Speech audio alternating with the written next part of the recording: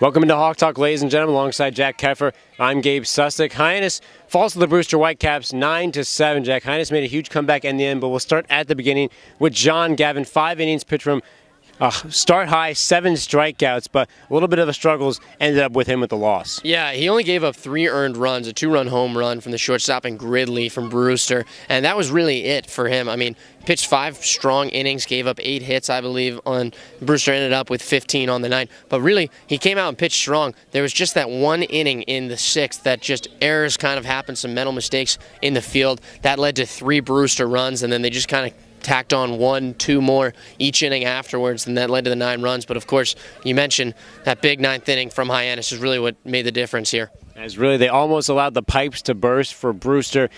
They had a bases loaded situation, and Brewster had to continually switch in and guys out to try and save this game. And you really like to see the fight in them. While it may have been a tough loss to swallow, you would like to see that happen, that they fought back in this game just as they did to Bourne yesterday, but they ended up winning that game. Yep, and it started off with Kameron Esthay, who had 3 hits tonight, 5 straight base hits in that 9th inning. They pushed 4 runs across, and really for Hyannis, Gabe, you showed fight, you showed hustle, but it just didn't fall in. The 6-run deficit was a little bit too much to overcome. Kameron Esthay added some hits to Hyannis' comeback, and he got up with our Nicole Hansen after the game. Well, I'm here with our Hawk Talk player of the game, Kameron Esthay. Tough loss there at the end, but you guys went into the 9th inning with a lot of momentum. How did you guys keep that moving, even though you guys were down quite a few runs? I think we kept our confidence. We knew we have a good lineup, and we just went after them. Going into this game, had a little bit of issues against Brewster earlier in the season. How do you go into this game prepped for a little bit of a challenge in comparison to some other teams you might have faced recently? I mean, we do game review every day, so we know how they play, and it seems like every time they play us, they do really good. So, we kind of went with that mentality in the game and had our focus, more top level. Kind of helped us. Now, you did really well today. A triple, 2 singles. What did you like? What were you seeing at the plate that you were liking up there? I was seeing a beach ball. I was seeing everything, and I was ready to hit. So.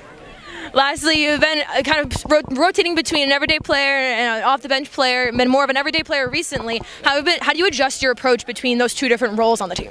Again, you just got to stay confident, keep practicing at what you're not doing good, and, you'll get your chance. Everybody gets called on. All right, great. Thanks so much. Back to you guys.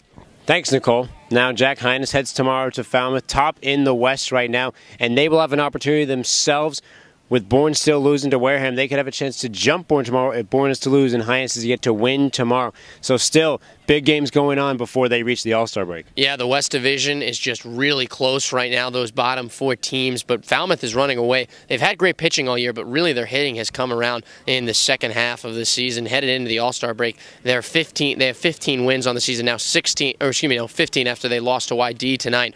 But we haven't seen Falmouth in quite some time. Last time that they were at the Commodores field, they lost 8-1. They were pretty much shut out within those first 2 innings. 6 runs scored by Falmouth in those first 2. So we'll see what Hyannis brings to the table tomorrow. Charlie Barnes making his last start up here on the Cape. He's been fantastic all season, and we'll see if Hyannis can start back the win streak up. They will do just that as they're trying to still look to push it to 3-game winning streak. They'll look to continue that and start it tomorrow at Falmouth, just a couple more games before the All-Star game, and we'll see you then. For Jack Keffer, I'm Gabe Sustick. Good night.